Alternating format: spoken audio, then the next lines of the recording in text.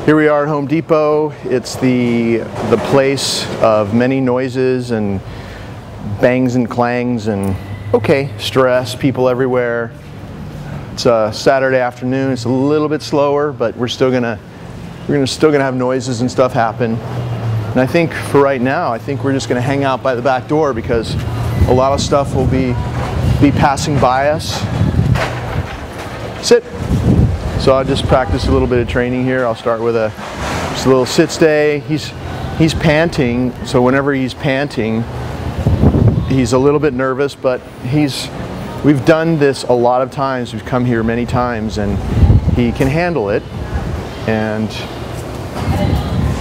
we just make sure we've never tried anything that he couldn't handle if he got really stressed out on the video.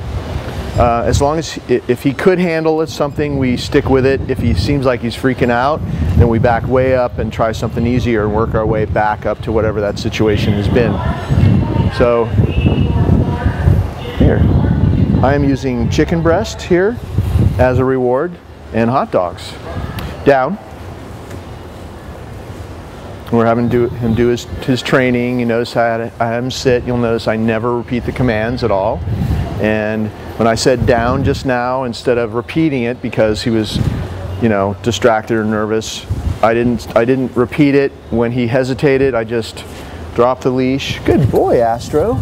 Good boy. When people walk that closely by us like that, I try to catch it before it happens so he's eating when they walk past, but if they sneak up on us like that and he stays calm, I just reward him as soon as I can. We're going to have a truck pull out right there. You can just let it pull past you. You can stay there. But anyway, notice how I dropped. I said down. He didn't drop,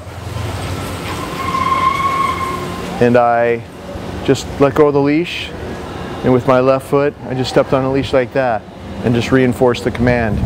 If all he hears is the command one time, whatever the command is, and you use these little tools we've shown you to reinforce the command, he knows he heard it once and he ended up there. And this all is related to his issue, because if you handle him with consistency like this and be gentle but firm like we have been, and you're saying less talking really allows the dog to calm down. If there's less commands, no repeating of commands, good. Reinforcing commands. We just had an alarm go off. Sometimes people walk out and then the alarm goes off. I don't know if you can hear it. And then we're going to have a cart go past us right now, which he doesn't know is coming. Very good. Give him some hot dogs for that. And also when I lean over, every time I lean over, he hears this penny can jiggle, which used to make him really nervous. So we got all this stuff going on right now. Good. And if he's calm enough to eat, that means that he's way better than he used to be, because anytime the penny can would make a noise or something like that would happen, he'd be so nervous he wouldn't take any food. So he's really getting better, and with like anything else, it's just in increments. Every time that we practice a little bit, he has a little success. We move a little bit more every day, and that's just the way this is. When you're changing behavior, it happens gradually and slowly.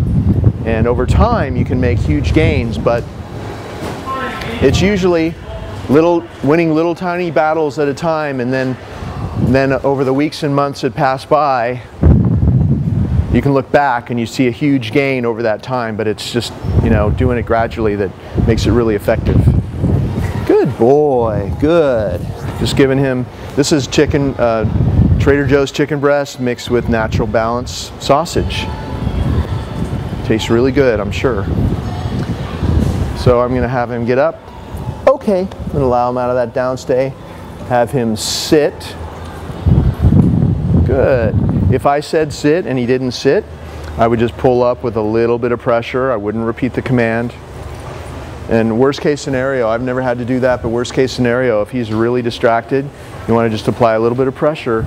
Take it with your right hand, continue that pressure, and just ease him down with your left hand to make sure that he goes there. All he knows is you heard the command, he ends up there, and that's a consistent pattern you instill in the dog, and pretty soon you don't have to touch them at all. They just go there because that's what happened. They hear it once and they end up there.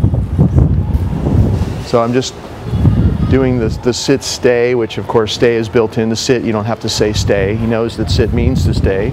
Same with down. He knows that down means to stay, so you don't have to be always saying, repeating stay, stay, stay all the time, because that really tends to make a dog nervous, because you're just talking too much and it's meaningless if you have to repeat things. So we just focus on the release command instead. So he's waiting to be released. So instead of stay, he's waiting for me to come back and say, go. That means he's free. And I just released him because we had like good 5-8 minutes maybe of solid down stays and sit stays, so he deserves a little break. And see, things like that will happen in real life. He didn't get freaked out, he just got a little bit distracted. Come here, come. And good, this is why we do this out in public, because you never know what's going to happen.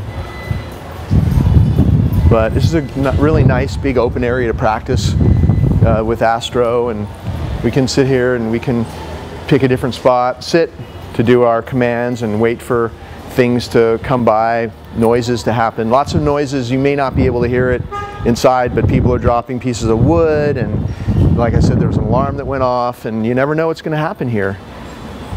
So it's a great place to practice. So this is what we've been doing with Astro. A lot of this stuff. And he's definitely more built up and calmer than he used to be. We got the penny can right here. Good boy. I'm looking for a piece of hot dog. Here's a hot dog for you, Astro. So he's way better with his penny can. Hey, another hot dog, look. Good boy. Okay, and that's our little demo at Home Depot for you. Okay.